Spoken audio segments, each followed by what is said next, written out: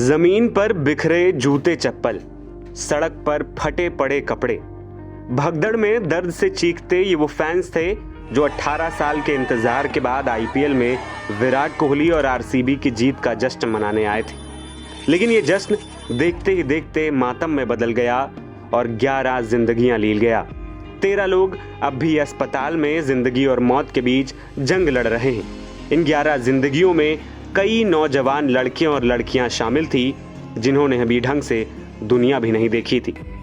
13 साल की दिव्यांशी, 19 साल का साहना, 19 साल का चिन्मयी, 20 साल की भूमिका, 21 साल का श्रवण, 20 साल का एक अज्ञात युवक और 26 साल की दिया।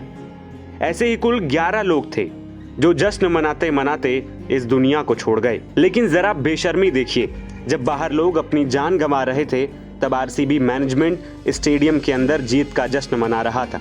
जब रजत पाटीदार और विराट कोहली चिन्नस्वामी स्टेडियम में आए फैंस के सामने भाषण दे रहे थे तब बाहर लोग जिंदगी और मौत की जंग लड़ रहे थे। स्टेडियम के बाहर इंसान मरते रहे और अंदर आईपीएल कप का जश्न मनता रहा।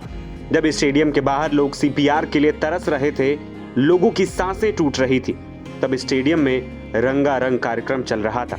जब लोगों को सहारे की जरूरत थी तब उनके चहेते खिलाड़ी कप को हाथों में उठाए घूम रहे थे।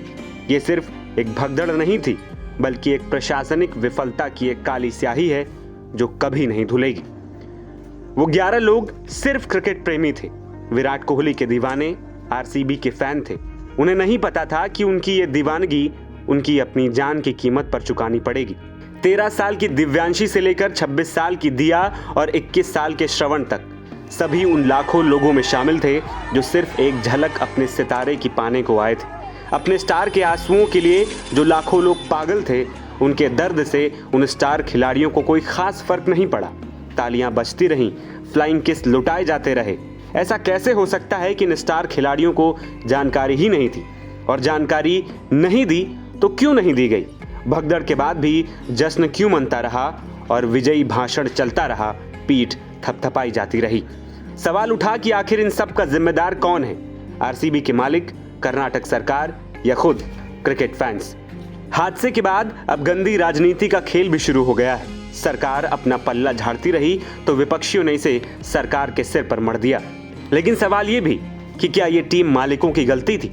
आईपीएल के इतिहास में यह पहला मौका था जब किसी फ्रेंचाइजी ने जीत के बाद इतनी बड़ी विक्ट्री परेड की प्लानिंग की। भारत को 1983 में वर्ल्ड कप जिताने वाली टीम के मेंबर रहे पूर्व तेज गेंदबाज मदन लाल की माने तो इस कार्यक्रम को 2-3 दिन बाद पूरी तैयारी के साथ भी किया जा सकता था।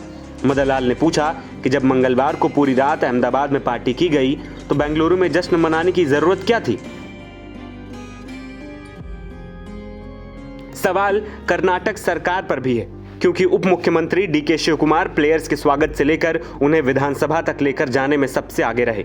मुख्यमंत्री सिद्धारमैया से विराट कोहली समेत तमाम प्लेयर्स की मुलाकात करवाना, सम्मान दिलवाना, मीडिया का कैमरा हर वक्त डीके शिवकुमार पर ही फोकस रहा, और वो भी जब बेंगलुरु पुलिस ने इतने बड़े इवेंट में सुरक्षा देने से अपने हाथ खड़े कर दिए थे। सूत्रों की माने तो पुलिस ने आयोजन टालने की सलाह भी दी। इसके बावजूद भीड़ जुटाने के पीछे सरकार की मंशा पर सवाल उठने लगे हैं। सीएम सिद्धारमैया ने खुद मीडिया के सामने आकर बताया कि घटना की जांच के आदेश दिए हैं और एक तरीके से हादसे का जिम्मेदार फैंस को ही बता डाला। सीएम ने कहा कि स्टेडियम के गेट तोड़ दिए जिसके कारण भगदड़ मची। इतनी बड़ी भीड़ की उम्मीद किसी को नहीं थी। स्टेडियम में केवल 35,000 लोगों की क्षमता है, लेकिन करीब 2 से 2.5 लाख लोग जमा हो गए।